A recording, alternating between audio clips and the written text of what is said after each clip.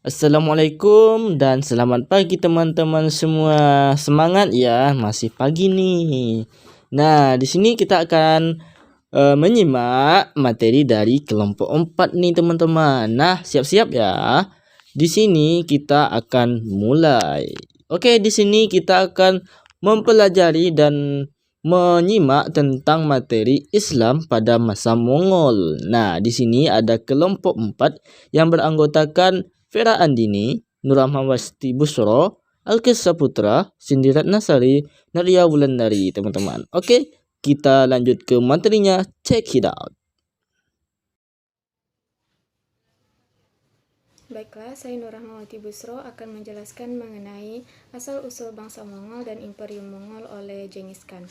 Yang pertama, saya akan menjelaskan mengenai asal-usul bangsa Mongol. Setiap bangsa tentu memiliki perjalanan sejarahnya masing-masing, yang mana perjalanan sejarahnya ini akan membedakannya dengan perjalanan sejarah dari bangsa lain. Semua tergantung pada masyarakat, lingkungan geografis, dan gaya kepemimpinan dari bangsa tersebut. Bangsa Mongol adalah bagian dalam perjalanan sejarah bangsa dunia yang memiliki gaya kepemimpinan yang gagah dan berani dalam melakukan suatu hal. Bangsa Mongol mampu menunjukkan pada dunia sebagai bangsa yang gagah dan tidak tertandingi. Bangsa Mongol adalah masyarakat nomad yang berasal dari pegunungan Mongolia dan mendiami wilayah hutan Siberia dan Mongolia luar di antara Gurun Gobi dan Danau Baikal. Di Asia Tengah, mereka dikenal sebagai bangsa Tatar.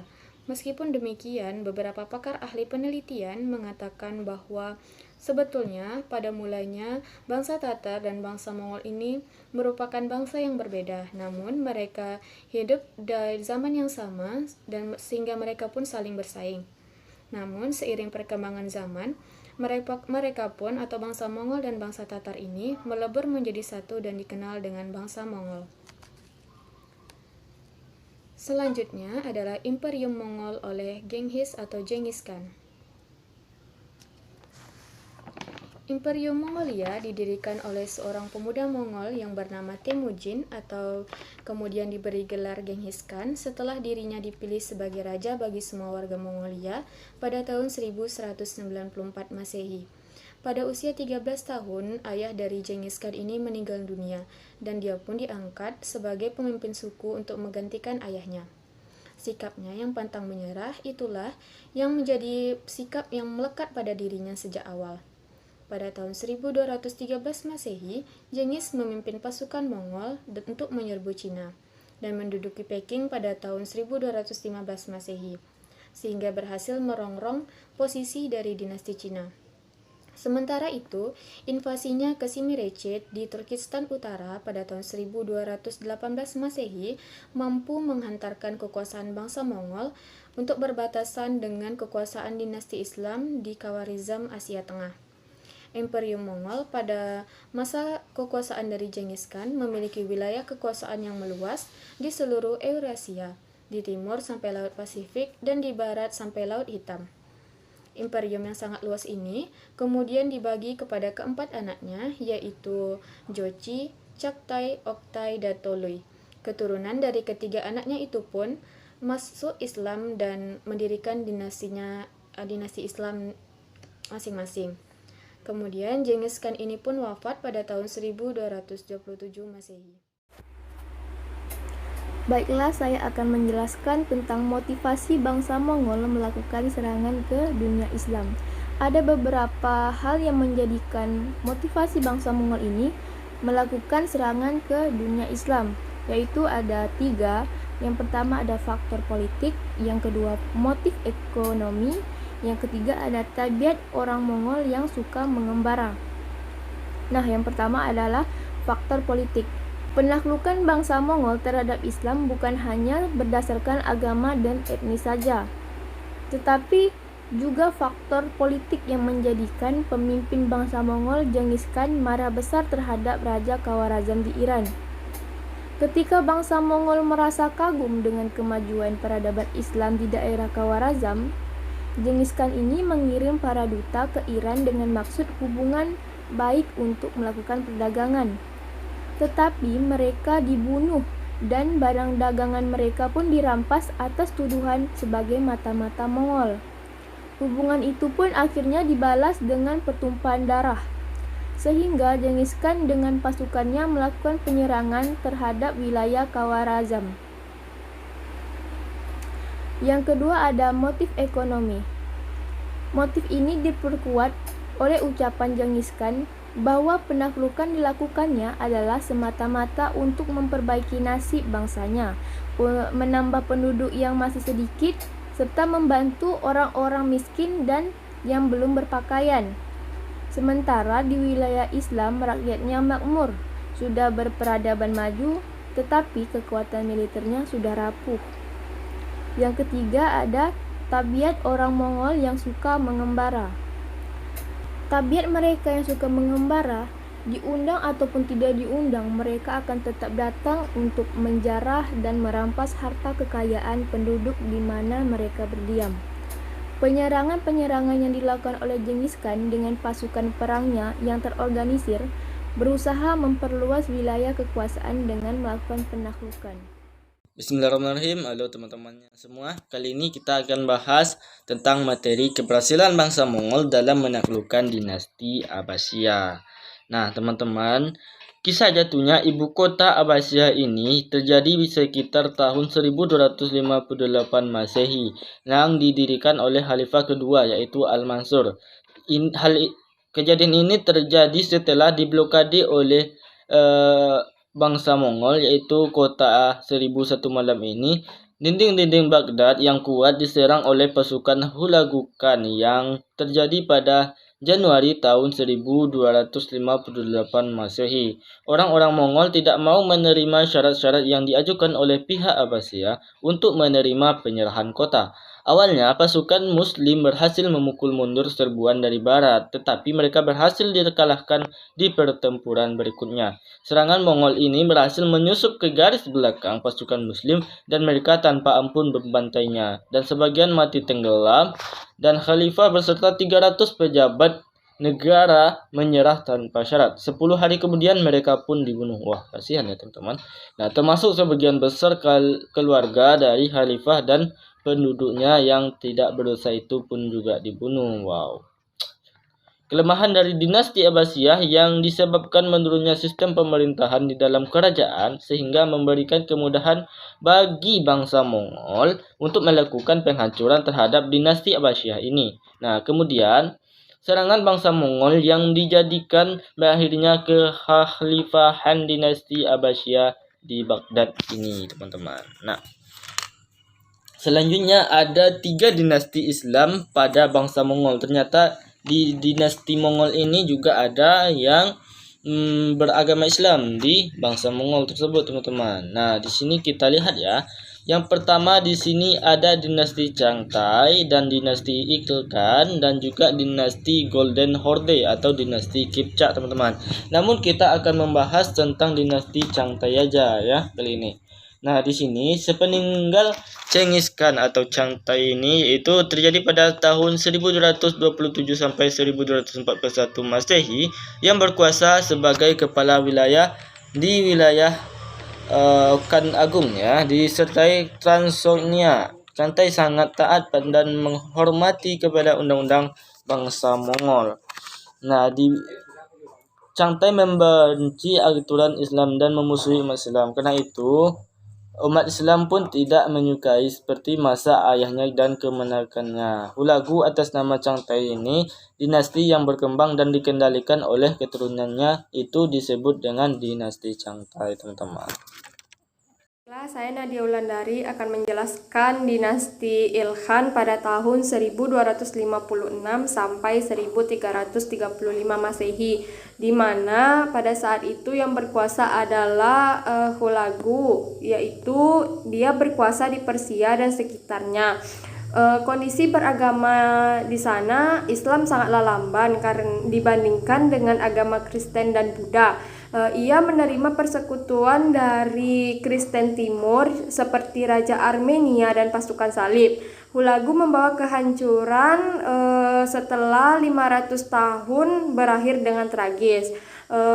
Hulagu meninggal dunia pada tahun 1265 Masehi dan digantikan oleh anaknya yang bernama Abaga pada tahun 1265 sampai 1282 Masehi.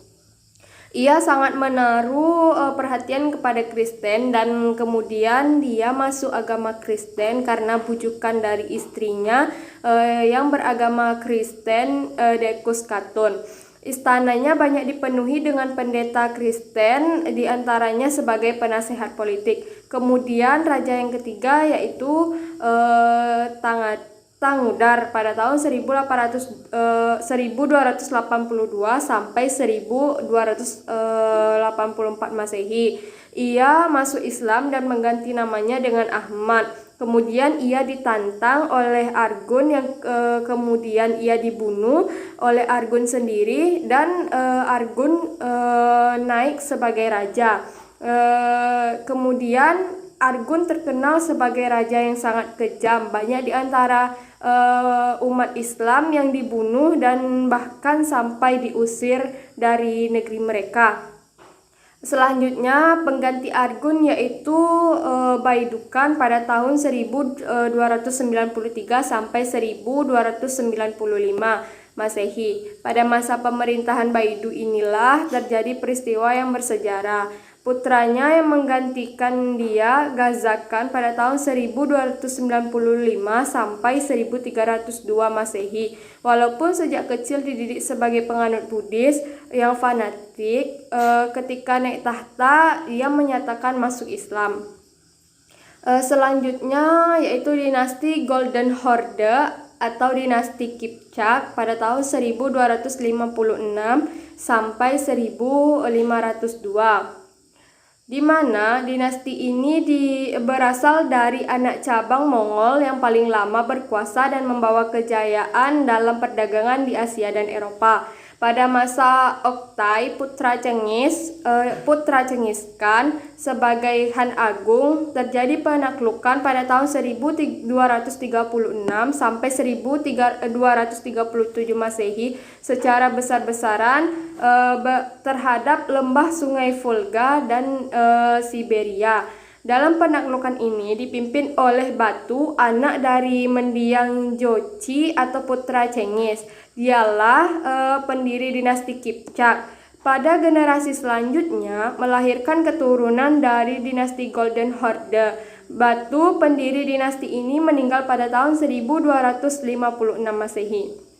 Kemudian digantikan oleh saudaranya yaitu Barke. Dialah di antara bangsa Mongol yang terang-terangan menyatakan dirinya masuk Islam. Di antara penguasa dunia, ia merupakan penguasa terbaik pada abad ke-13 Masehi. Pada tahun 1263, tentara Ihlan kalah dalam peperangan di Tareh. Setelah Barke wafat pada tahun 1267 Masehi, penggantinya adalah Mongke Timur pada tahun 1267 sampai 1280. Kemudian Tuda Mongke pada tahun 1280 sampai 1287, Tula Bunga pada tahun 1287 sampai 1290, Toktu atau Toktaga pada tahun 1290 sampai 1313. Kemudian Uzbek Khan naik di Sarai Baru. Periode inilah masa kejayaan Golden Horde. Banyak masjid dan sekolah didirikan. Perdagangan juga mulai pesat pada saat itu. Mereka datang dari Cina lewat Laut Baltik. Periode Uzbek Khan ini, Golden Horde menjadi negara Islam yang sempurna. Semua peraturan negara Islam menggunakan syariat hukum Islam. Inilah catatan emas dalam sejarah Mongol dan Rusia. Setelah Uzbek, Jadibek naik tahta sebagai penguasa yang kuat. Ia menguasai Tabriz dan Azerbaijan. Jenibek meninggal dunia tiba-tiba karena sakit pada tahun 1357. Maka gagallah keinginannya untuk menaklukkan Persia dan Kaukasus secara keseluruhan kemudian digantikan oleh Birdibeg. Ia terbunuh oleh serangan yang tidak diketahui. Kemudian dinasti ini mengalami kemunduran karena konflik internal. Akhirnya Tokhtamis, keturunan dari Wardah atau saudara Batu, naik tahta. Ia menaklukkan Moskow, namun ia kalah di Tahrik saat melawan Timur pada tahun 1395. Akibat kekalahan ini merupakan pertanda keruntuhan dinasti Golden Horde. Setelah Tokhtamis wafat pada tahun 1406 Masehi, muncul perebutan kekuasaan dari suku-suku Mongol, baik Islam maupun non-Islam. Idikukan, penguasa Nogai yang menaklukkan Sarai Baru, menjadi penguasa terakhir Golden Horde. Pada tahun 1409 mulai terpecah dan terdiri dari dinasti-dinasti kecil. Pada tahun 1502 Golden Horde ditaklukkan oleh Rusia.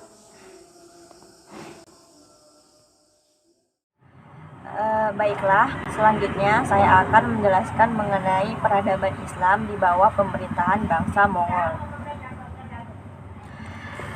Dalam perjalanan sebuah bangsa, selalu terjadi kejanggalan dari masa lalunya.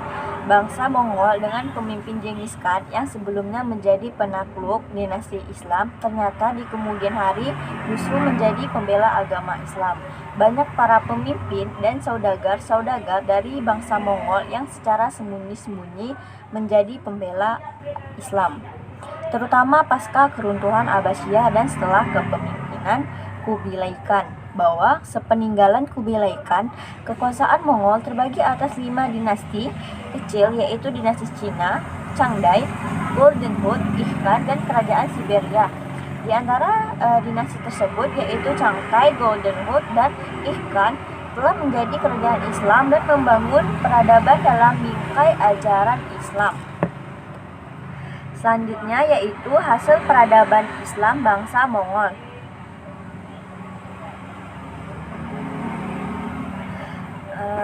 Dampak positif dan negatif kekuasaan dinasti Mongol tentu pasti ada.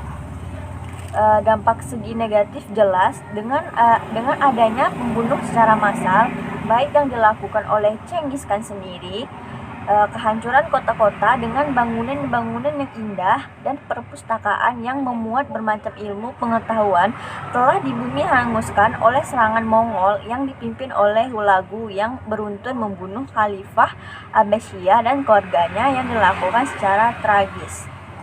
Adapun dampak positif dari hasil peradaban dinasti Mongol yaitu dengan penghancuran dan pengerusakan yang tiada guna, namun Genghis Khan sendiri mencintai ilmu pengetahuan dan dia sangat menghormati para cendekiawan. Bahkan dia membangun kota-kota yang indah menjadi pusat peradaban dunia, baik di Asia dan Eropa seperti Tashkent, Samarkand, Herat, Tabrik, dan lainnya. Kedatangan bangsa Mongol juga menghidupkan kembali jalur perdagangan sutra yang sebelumnya sudah ada pada abad pertama Masehi dari Eropa sampai ke Cina. Pasca masuknya Islam, para penguasa Mongol ini juga memberi aroma baru bagi peradaban Islam. Seperti yang tidak asing lagi, Mubarak Shah, penguasa Islam pertama Mongol ini, dia mencetak mata uang perak dengan nama Kabaki. Kemudian yang tak kalah menariknya, Timurlak, seorang yang mempunyai cita-cita untuk kekuasaan dan harta, namun di balik kekuasaan dan harta, rampasan yang dimilikinya dihabiskan untuk mensejahterakan dan membangun kota-kota yang indah. Sekian, terima kasih.